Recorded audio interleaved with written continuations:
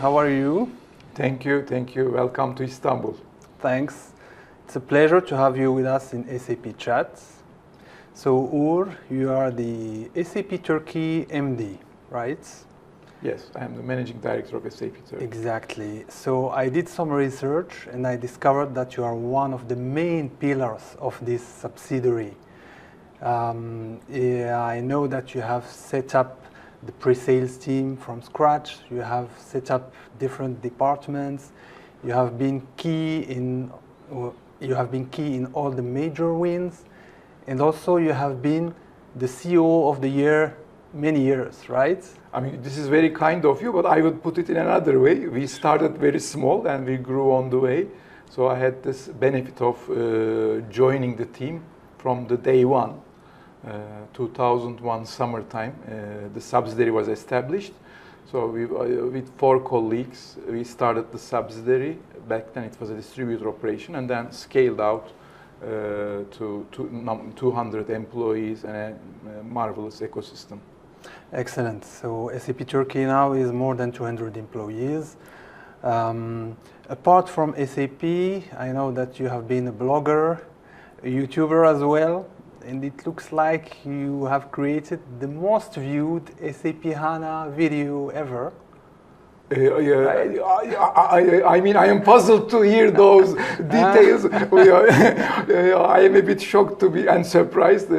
Thank you for the positive surprise. But yes, during the first early days of HANA, even our own software or our own applications was not able to run on HANA. So what we did, with a set of colleagues in SAP and globally connected regional teams, we made many POCs on HANA. That's how I tend to know a lot about technology. By the way, since my childhood, I used to be a, in quotation, developer, still maybe having this small DNA of myself still alive, even at this moment in time. Because it was an extremely powerful change in technology, and it was hard to socialize what it was all about, that's why I had to, in a sense, develop those videos.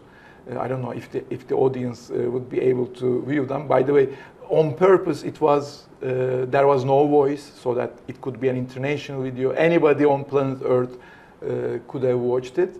And I still feel it is still valid after so many years. Yes, it was such an interesting moment, shooting that video very early in my career. I confirm it's still valid, so I had a look into the channel. You looked at it? Yeah, of course. Excellent. Apart from that, and last but not least, you have written a book, Everything is Naked. Yes, right? That's another interesting, let me say, best kept secret. It was 10 years ago. It was even more than 10 years now. With two other colleagues, 3 of us, wrote a book. It was called Web Cubed, due to the reason that what we see as of today as AI win is based on the fact that the CPU got really powerful and everything is connected. So seeing that 10 years ago, it was 12 as of today, we decided to publish it, and this was the main idea.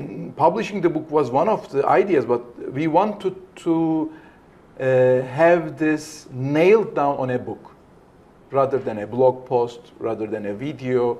That was the main idea. It was published in Turkish and English. It was one of those early on-demand books in Turkey published. Yes. A publisher is also very valuable in the branding. But funny enough, within those 12 years, one of those writers became the head of AI in Intel, global head of AI.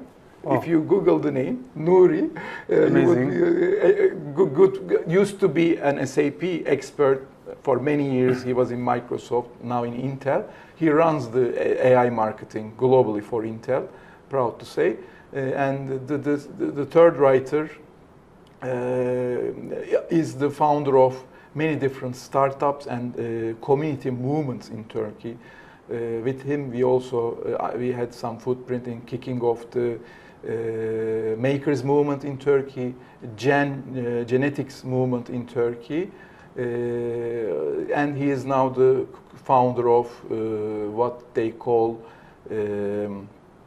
Digitopia as a company, which just benchmarks and ranks companies' digital transformation in metrical terms. So they have a complete new methodology to do this. But back to the story of the book, we wanted to nail it down, and I wonder if you had chance to walk through some of those chapters. I would really love sometime, maybe not in this context, for the audience to give me some feedback. I am very connected to the book still. I still make use of those analogies in my keynotes. Some people would probably understand where those keynote inputs are coming from, but they are mainly from the book sometimes. It's amazing story. Actually, so the book was written like 10 years ago, 12 years ago. My question to you, is this book still relevant to someone if I read it in 2024? I shouldn't be the one commenting. Hopefully it would. That was the main idea, but I don't know. I mean, from my perspective, it is more relevant than it was. And it is written on a very normal tone and non-technical language. So we wanted a primary school student to be able to comprehend, or any digital non-born digital native, or a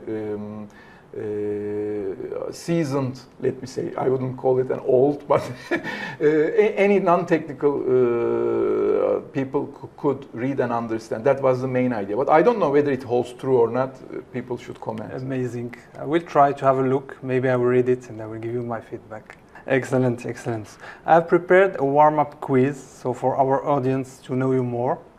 Okay, There are let's two give rules, it a try. but there are some rules, 2 rules. The main rule, number 1, the answer must be in 1 word or 1 expression. So Okay. no explanation, no elaborations. Okay, 1 word. Yeah, 5 questions.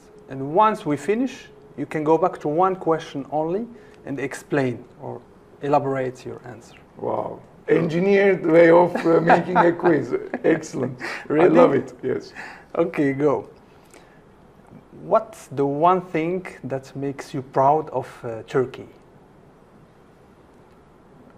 Resilience. Resilience. Okay. Bitcoin. Do you think it's going to be the end of cash or just a hype? End of cash, definitely. Period. AI. Is it a job creator or is it going to be a job destroyer? Both at the same time. What do you think about electric cars? Future of EV. Future. Okay. Last one. Do you think the Turkish lira will stabilize sometime or one day? If I knew the answer, I wouldn't be sitting here. That's another $1 billion question. No comment. It's not a financial advice. Yes, they did. All right. So, would you like to elaborate one of the questions? Which one there should was I choose? Turkey, Bitcoin, AI for the jobs, electric cars, or the Turkish lira.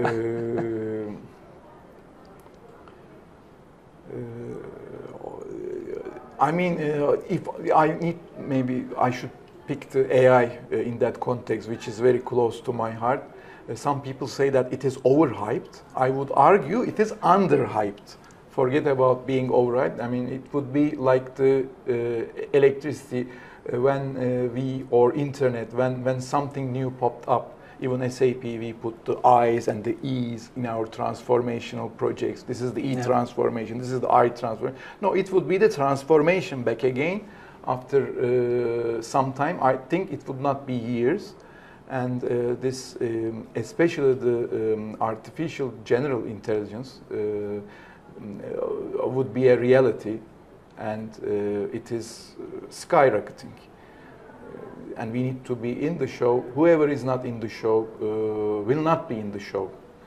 That is, I truly believe in this. And compared to all those delta for example, Bitcoin or let's say blockchain in general, let me not say Bitcoin, blockchain in general seemed to be a failure compared to what was the hype. I would argue still otherwise, but let's not debate on it. And metaverse was another thing that we said it could blow the future of technology. I think we missed the point in those two. That's the reason why typical citizen or typical technology citizen would say that's another such a wind, but I would argue otherwise. That was the main concept of the book that we wrote anyway. It is here to stay, and it is here to stay for quite some time as an impactful change if we cannot put it in our daily lives. All right, so master AI before AI masters you. Exactly. Whoever doesn't get to know this master piece would have issues. Exactly, yeah. Now let's speak about people a bit. I've seen recently that in Turkey you were commemorating the Atatürk Day for Youth and Sports, right? Which leads me to ask you, can you share with us any initiatives that SAP is implementing to support the young generation today? We had been doing some interesting stuff. The most two impactful ones that is very close to my heart would be the Young Professionals Program. Proud to say, and we should send our best regards to our colleagues in SAP world.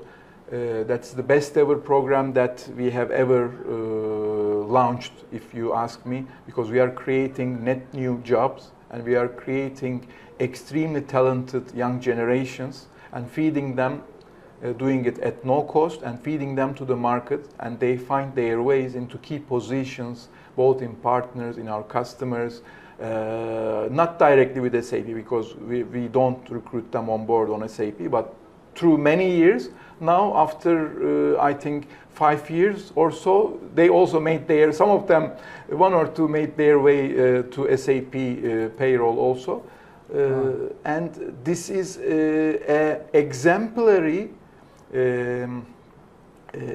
execution model for the IT industry in Turkey also. Because there are, all other brands also have similar models, but none of them have a coaching and onboarding philosophy. We do not just onboard them. We tend to, after many years, some of them still exchange. And when I walk into a customer, when I see a similar face, I cannot remember all their names, but they approach me because day one, I tell them, whenever you see an SAP employee, you should grab them in the arm and look into their face and say, I am from that cohort of the Young Professional Programs team. And many such moments took place in my meetings with my customers. That's one of them. Another thing that's not very known is because we have also immigrants in our country, and there is a significant population, and we also recruited. We created an interesting program just to teach SAP technologies, purely technologies this time, no application know-how, but pure technical SAP know-how into the part of a population that was not even graduated from university because they were, due to their sudden change in their lives, they were not able to finish the university or they wouldn't even had chance to attend one. And we constructed a special program for them. The graduation ceremony of those cohorts was something very special for all of us also. We just do not just focus on the graduate part of the equation. So inspiring. Speaking about inspiration, BWN, Business Women Network. Yes. So for those who don't know it, it's, I think, the largest global network, employee network at SAP. Mm-hmm. Happy birthday, Business Women Network in Turkey, first year, exactly. right? It's now moving to the second year now, yes. Exactly. First we kicked it off with an event. First event was a kickoff of it. Then we did the second event just a week ago. Quite a success. You could see the turmoil in the LinkedIn profiles of our employees. Already seen that, exactly. I was a bit hesitant whether it would have such a huge impact. I knew, or we all knew, it was an impactful one. But to be honest, as of today, what I observe, its impact is much significant than what we anticipated it for, because now it is the customers and it is our partners getting on board. No more SAP Business Women Network is not an internal project. The external footprint is 10 times larger as of today, probably will go 100 to 1,000 fold in the next few years. Excellent, excellent. Now I will get back to the inflation again. Mm-hmm. I'm insisting on this point, but now from a different perspective. How do we at SAP, with our portfolio, how can we support our customers in Turkey, for example, to overcome this inflation problem and to stay competitive in, I would say, in these tough times? I would come to it in the end, but in a nutshell, we need to do more of what we are doing. But I will come to that statement at the end of my comment. The first thing, cloud, needless to say, after the AI game, would probably be a natural extension of what we do in SAP. If you don't have your data, if you don't have your processes running on cloud, it is very unlikely that you would fail your AI trip also. Your AI journey will be a problem by itself. But in countries like Turkey, and we are not alone, and as of today, even the developed markets are struggling with inflation. Inflation became a global problem. Of course, the sheer size and impact is much different in emerging markets and developing countries. In such climates or days, cloud also represents a financing method. You don't need to go upfront in your costs. You do it gradually over time. You grow on the way. And on the contrary, the benefits, this is what I say, we need to do more of what we are doing, because we create pockets of money for companies to invest due to pure reason that whoever invests in SAP wins. Wins in terms of revenue, wins in terms of growth, wins in terms of cost cutting, you name it, risk management. And after many years working for SAP, there was this question: do we really pay back? Is a golden question. What we did, I put forward this question on a one-to-one interview with a brilliant consulting house, which was doing economical impact analysis. The company is PAL, Political Impact Analysis Laboratory in Turkish. But those are Harvard and Stanford graduates, and I said, I do have a feeling if we can prove that what we do as SAP pays off. But it is hard to do a testing on this subject. So what they said, this is a quasi-experimental method. It is frequently used in drug discovery. You do not test every drug with a cohort, but you need to sometimes test it backwards. So we wanted to test this hypothesis backward looking. So we created a data for 7 years, and 8 years was the result year. So we created a cohort of companies, 50 such companies from the top 100 list, top 500 list. So 50 non-SAP users, 50 SAP users. And they need to be in comparable size and industry so that the output could be meaningful. That was the art of it. To be honest, we are much dominant in the top 500 of Turkey, depending on the industry. All of them to 75% of them use SAP. But long story short, out of this exercise, we proved that our efficiency gains are 2.5x more than any other competition. And we are talking about top 500 companies of Turkey. None of them are using on a paper-based system. They all use competitive products. So it was a proof point that with a 7 year of data, it was a extremely easy proof point that we put forward and published it as a documentation, both internal and both Turkish and English, for our customer base to view. But back to your question, improving a company in all those KPIs, plus slicing and dicing the infrastructure costs over years gives a better ROI, better reason to be convinced from the customer's perspective on a cloud journey. Great points. You know, I've been working in collaboration with Turkish partners and Turkish colleagues since more than 1 year now. I have noticed something. In most of the time when we try to do something together, they say, you know, in Turkey it's different. It's not like in Spain, in France, in the US. So every time it comes to the discussion, it's different in Turkey, it's different in Turkey.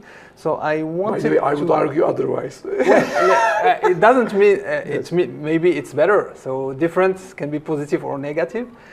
My question to you is, what makes business or doing business in Turkey so different? First of all, I would argue otherwise, and with reasonable abstraction, we are all humans and we are all alike. So the devil is how, if you abstract too much, you end up in dreams. If you over detail, then you end up being different. So the sweet spot we all need to find out. And to be honest, as SAP, what we stand in our point of view globally, I would argue it is the common denominator of those industries, of those geos, whether we are emerging or whether we are developed. So this common denominator of finding sweet spots for creating efficiencies, creating growth opportunities, creating learning opportunities remains in this sweet spot of being similar at a global level. Reinventing the wheel in different geographies. I mean, gravity is the same. It's the same air. We still drink water, which compound we know. It is the same chemical. In that context, we are saying those details that are different is I mentioned about, for example, cash is the king everywhere, but probably it is doubled or squared or quadrupled in countries like Turkey.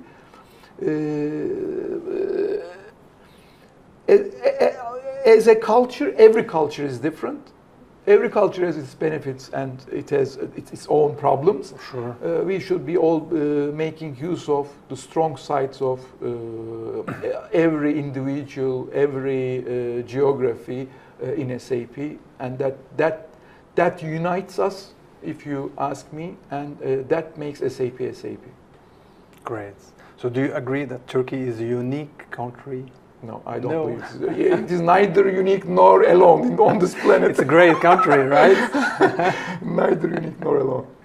Okay. Do you think that Turkey is ready for AI? Good question. AI readiness has its own two sides. One, I would be very basic, the infrastructure side. Unfortunately, yes, due to the war going around, the compute power of AI, which is a specific one, which is done on specially dedicated hardwares. We know GPUs, but in the near future, both Intel and all others will publish their own, let me say, a new generation of infrastructures, but definitely it will not be the CPU, and definitely it would be the bottleneck of the future, at least in the mid to short run. I don't know how and when they would scale up, because the manufacturing know-how is scarce and dedicated to some of those companies in number. But this would put all those countries at a race to onboard new such infrastructure into countries. Because as you probably listened a few days ago, NVIDIA CEO showed up and he also commented that each and every country would take this new trajectory. I have mixed feelings about it because I still do believe at the cloud being global would making an investment in a consolidated manner would be more efficient. But those are my personal opinions, looking at it from a distance. But definitely there would be a war against the infrastructure and the cloud-ready players, cloud-ready mindsets, cloud-ready know-hows would definitely differentiate who needs to invest in AI. In that context, we have this problem in Turkey. Maybe it's not observed internally in SAP because the SAP adoption on cloud for Turkey is pretty significant. But looking at it at a broader sense, there are still multinational players who still go on-prem, and they are creating not only legacy implementations, but they're also putting people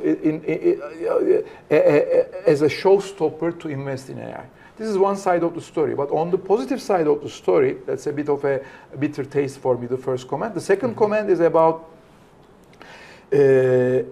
grasping the idea of what AI brings. That would, all nations, all human beings would have the second race. One was more on the infrastructure side, one would be on the state of mind side. Okay. Everybody needs to drill down and understand whether it's a hype or not, whether it can be used or not, whether it can be used in near future or it should be used as of today when I go back home or when I finish this interview and go to my office or log into my PC. Should I be using it?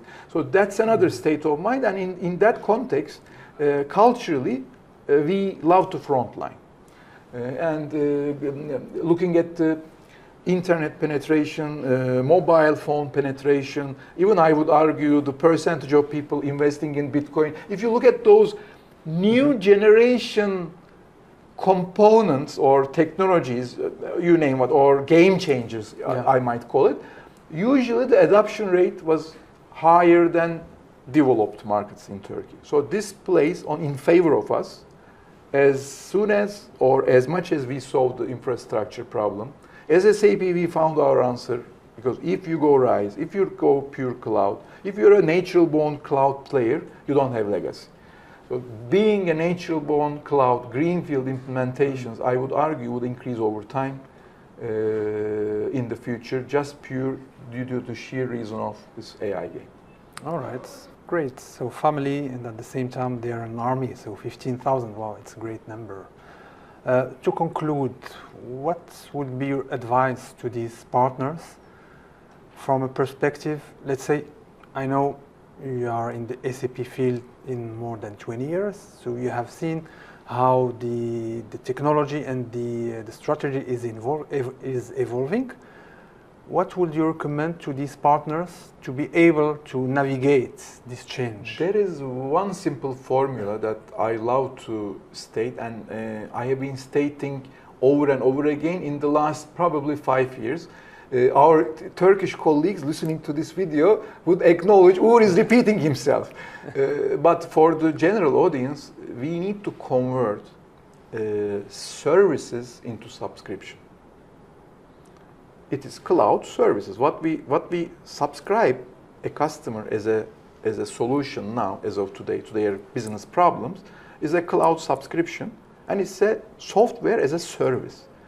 But why can't we subscribe a project as a service into a customer? Looking at the sheer size of the market unit, we are, of course, as SAP Turkey, we are also doing projects. But due to sheer size, you can understand the footprint that we have in the overall pie chart. We need to be able to understand this notion of slicing and dicing a gigantic transformation into pieces and deploying them over a subscription-based approach, not only from the solutions perspective, but also from the delivery side. Yeah. This is easily said than done. I know it. I'm being an ex-consultant. I know what I'm talking about. So it is difficult, I know. But imagine the opportunity. Once you are regarded as you think that you're a partner. If you are regarded as a implementation or a consulting house, Google about the market cap multipliers of a consulting house versus market cap multipliers or valuation multipliers of a cloud as a service provider. So there is 10x difference between those multipliers. It's not 5x, it's not 2x, it's just 20%. So it is obvious. Yeah. If you want to go for valuation, which IT industry is driven by valuation, I still argue it's not even driven by profit. We need to, this is why we need to grow. The more grow, the multipliers makes your company valuations much higher. Now the EV market is totally on valuation game plan. But I kept it a bit longer than maybe enough. Everybody listening to it should always have, how do I implement, how do I convert it, how do I create a go-to-market, how should I convert my classical project pricing methodology. It's not just the implementation, it's not the tools, it's everything that we have needs to be re-engineered, and that was the case for many years now. What I am stating now is an obvious one, and let's be honest, we are not there yet. And that's a journey that cannot wait. Look what happened in the last 2 years on the AI story. I mean, this needs to be replicated on the total, all dimensions of our partner business or our SAP business, so on and so forth. I think the tools are ahead of the game. It is us as consultants, as field organization, as partners that needs to stick and learn and accelerate on this journey. Thanks, Ugur. Thanks a lot. And it's my pleasure. Yeah. Thank you for this opportunity. I hope it was a fruitful discussion. I don't like to talk about myself a lot, but you pinpointed some interesting realities. I was a bit afraid what you would come up with. Thank you very much for your kind comments. Our audience will be happy with this episode. Thanks a lot. Thank you.